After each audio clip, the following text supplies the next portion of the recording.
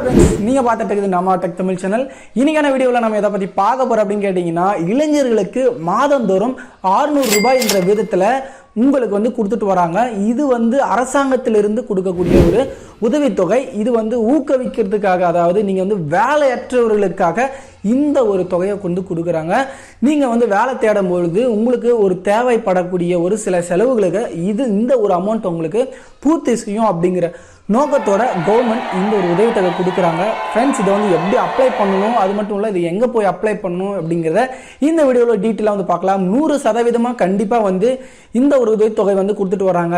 உங்களுக்கு மட்டும் கிடையாது, உங்களுடைய ஃப்ரெண்ட்ஸுக்கும் மறக்காமல் ஷேர் பண்ணுங்கள். ஃப்ரெண்ட்ஸ், இதில் பார்த்தீங்கன்னா நானும் இந்த ஒரு உதவித்தொகையை வாங்கிட்டு வரேன். இது கடந்த ஒரு 1.5 வருடங்களாகவே இந்த ஒரு அமௌண்ட்டை நான் வாங்கிட்டு வரேன். ஸோ அந்த இன்ஃபர்மேஷனை தான் உங்களுக்கு நான் இன்றைக்கி ஷேர் பண்ண போகிறேன். ஸோ எந்த வகையிலும் இந்த ஃபேக்கான ஒரு விஷயம் கிடையாது. கண்டிப்பாக உங்கள் ஃப்ரெண்ட்ஸுக்கும் இதை தெரியப்படுத்தி அவங்களும் இந்த ஒரு உதவித்தொகையை வாங்கிக்கட்டும். ஃப்ரெண்ட்ஸ், இந்த மாதிரி இன்ஃபர்மேஷன்லாம் உங்களுக்கு உடனுக்குடனே தெரிஞ்சுக்கணும் அப்படின்னா கீழே இருக்கக்கூடிய ரெட் கலர் பட்டனை ப்ரெஸ் பண்ணி சப்ஸ்கிரைப் பண்ணிங்க. கூட ஒரு பெல் ஐக்கனோ அதை கிளிக் பண்ணிங்கன்னா ஆளுங்கிற நோட்டிஃபிகேஷனை கிளிக் பண்ணிட்டீங்கன்னா நாங்கள் போடக்கூடிய வீடியோஸ்லாம் உங்களுக்கு உடனுக்குடனே நோட்டிஃபிகேஷனாக வந்துடும்.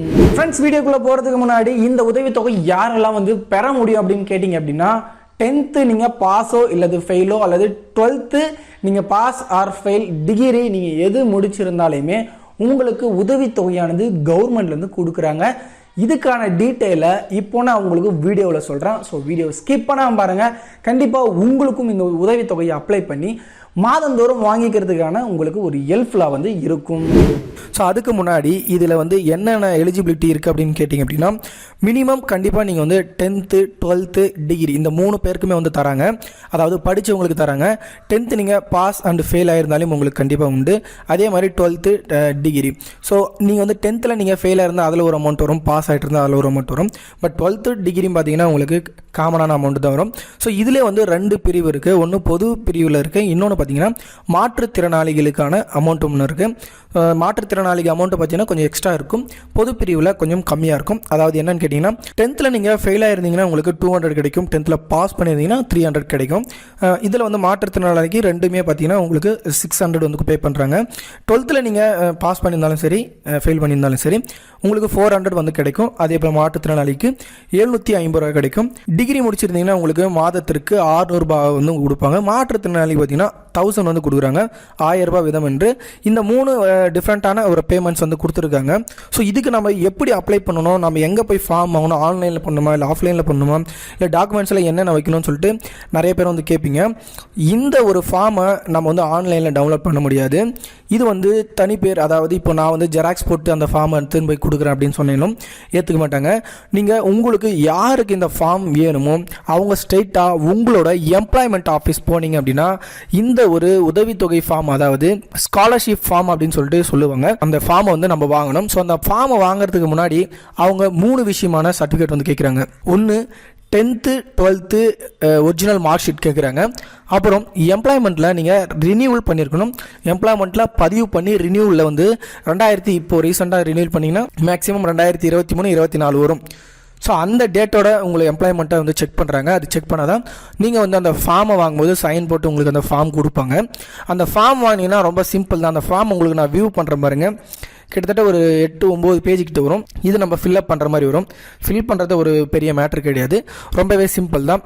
நீங்கள் இந்த ஃபார்மை வாங்கிட்டீங்க அப்படின்னா நீங்கள் முக்கியமான ஒரு ஆள்கிட்ட நீங்கள் சைன் வாங்கணும். அதாவது என்ன அப்படின்னு கேட்டிங்கன்னா, நீங்கள் மாத வருமானம் 72,000 அல்லது 84,000 உள்ள இந்த மாதிரி சர்டிஃபிகேட் டிஃப்ரெண்ட்டான மாத வருமானம் கொடுப்பாங்க, ஆண்டு வருமானம். அது நீங்கள் RI கிட்ட சைன் வாங்குற மாதிரி இருக்கும். நீங்கள் RI கிட்ட சைன் வாங்குறதுக்கு முன்னாடி சப்போஸ் அவர் உங்கள் ஆனுவல் இன்கம் சர்டிஃபிகேட் கேட்குறாங்க அப்படின்னா கண்டிப்பாக நீங்கள் அந்த சர்டிஃபிகேட் வேணும். அந்த மாத வருமானம், அதாவது ஆண்டு வருமான சர்டிஃபிகேட் நீங்கள் இ-சேவையில் அல்லது உங்கள் பக்கத்தில் இருக்கக்கூடிய சென்டரில் போயிட்டு நீங்கள் அதை எடுத்துட்டு RI கிட்ட போனீங்கன்னா அவங்க சைன் போட்டு கொடுத்துருவாங்க. அதாவது அந்த சைனை எங்கே வாங்கணும்னா நீங்கள் 7வது பேஜில் அதை சொல்லி கொடுத்து தான் அனுப்புவாங்க. அந்த ஃபார்ம் கொடுக்கும்போது அந்த 7வது பேஜில் உங்கள் நேமெல்லாம் எழுதி கீழே RI சைன் பண்ணுவாங்க.